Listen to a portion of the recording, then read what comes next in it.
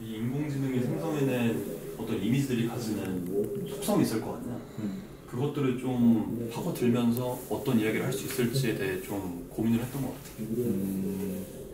이 이미지를 수집하고 모으는 방법 자체가 뭔가 방법적으로 이제 인공지능이 생성하는 어떤 이미지들이랑 이 방법론적으로 딱 달라붙는다고 생각을 해서, 그리고 잡음에 관한 이 생선 작업은 인공지능을 좀 적극적으로 활용하는 작업이라고 보면 되고, 근데 문제는 이 인공지능 자체가 누구라도 쉽게 그냥 키워드랑 클릭 한 번으로 똑같은 이미지는 아니지만 비슷한 이미지들을 무한정 뽑아낼 수 있기 때문에 이 하나하나가 가지는 어떤 고유성의 가치가 되게 희석된다 라고 생각을 했거든. 그렇다면 이제 이미지 하나하나가 갖고 있는 이 고유성은 분명히 있는데, 그 고유성의 가치가 희석된 상태라면 내가 한번 작업을 통해서 그 고유성의 가치를 정말 어떤 유일무이한 어떤 것을 만들어보자 라는 생각에 이 프로젝트를 시작하게 되었다. 장기적인 프로젝트의 첫 번째 시작점이 되는 작업이다 라고 생각하면 됩니다. 도시의 구조물들이 가지는 어떤 면과 선이 만나서 생기는 접점에 되게 주목을 하면서 촬영을 하는데, 좀 하나같이 특이한 점이, 사실 사진하면 어떤 실물감이 있는 어떤 것을 찍기 때문에 그 실물이 가지는 입체감이 있잖아. 그치. 그 실물이 가지는 입체감은 점점 날아가고 되게 납작해지는 상태로 사진이 항상 끝나게 되는데, 뭔가 성준이는 이제 그런 걸 좀 바라면서 사진을 찍긴 하더라고.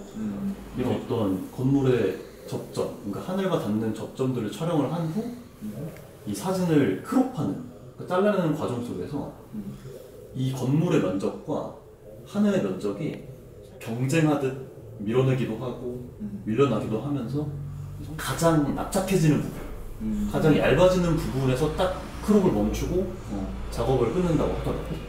사진이 아니라 되게 회화처럼 느껴지는 지점이 바로 뭔가 이런 제스처 때문에 생기는 게 아닌가 싶기도 하고, 작품의 제목 자체도 영토 전쟁인데 결국에 여기서는 이 건물의 모퉁이와 하늘 사이에서 어떤 경쟁을 하는 구도라고 생각하면 되고, 이 같은 경우에는 이 터널에 들어가는 이 면과 바깥을 구성하는 면들이 서로 밀어내면서 또 경쟁을 하는, 땅 따먹기를 하는 상태라고 생각하면 돼.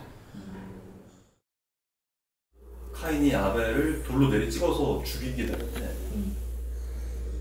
이 그림에서 재밌는 점은 카인과 아벨을 대표하는 이 눈사람이 있단 말이야.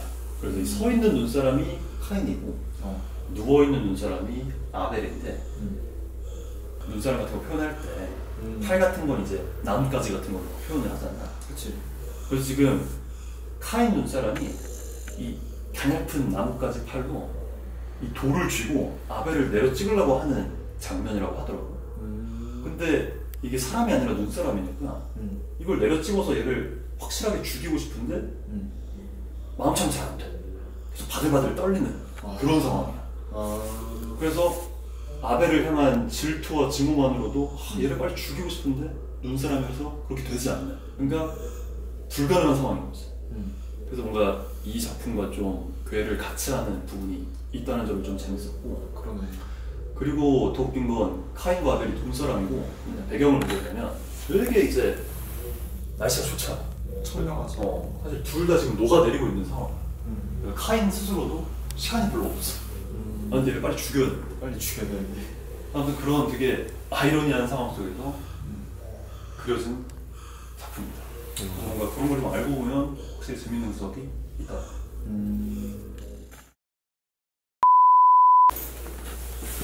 아무래도 너가 해보자.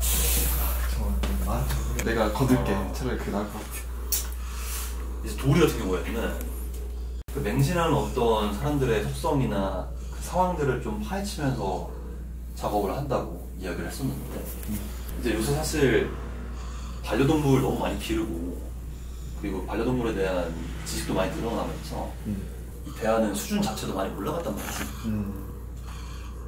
근데 이제 그러는 과정 속에서 반려동물이 어떤 반려인에 대한 사랑은 되게 순수하고 때묻지 않고 일반적인 사랑임에 반해 사실 사람들이 반려동물에게 주는 사랑은 어떤 이 제도화된, 그러니까 인간과 같이 살기 위한 어떤 시스템 속에서 분명 반려동물을 대상화하고 물질화하는 지점이 있다고 얘기를 했습니다. 했지요. 네, 내 반려동물은 이렇게 보여줬으면 좋겠어와 같은 어떤 인간의 미감, 예를 들면 어떤 강아지는 이런 식으로 미용을 해야 되고 웰시 코기는 엉덩이가 이쁘니까 원래 꼬리가 있는 강아지인데 꼬리를 잘라야 하고 뭔가 이런 일련의 어떤 뭔가 당연하게 여겨지는 이 반려동물에 향한 이 대상화, 물질화가 만약에 극단으로 과잉되고 과격한 지점까지 치닫게 된다면 어떤 상태가 될까를 생각하면서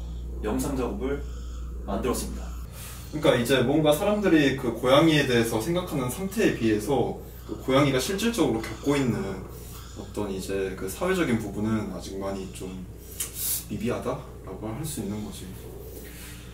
이 고양이의 모습들이 막 저건 좀 아닌 거 아니야? 하면서 딱 그 상태까지 간 고양이 모습. 그래서 막 정말 화려하지만 파괴적이고 기괴한 모습이란 말이지. 근데 계속 흘러나오는 소리는 고양이가 너무 행복하고 편안할 때 나오는 채터링의 이런 소리들이 나오니까 이게 좀 되게 기괴하게 느껴지는 지점이 있었다.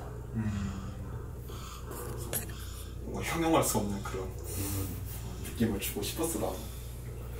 그래서 이제 도훈이가 이 작업을 한 이후에 뭔가 이 작업을 좀 더 발전시킬 수 있다는 생각을 하게 됐고 여러 사람들과 의견 교류를 통해서 이 고양이가 이제 입체로 표현될 수 있겠다라는 순간이 있었고 실제 박제 고양이를 사용을 해야 되겠다.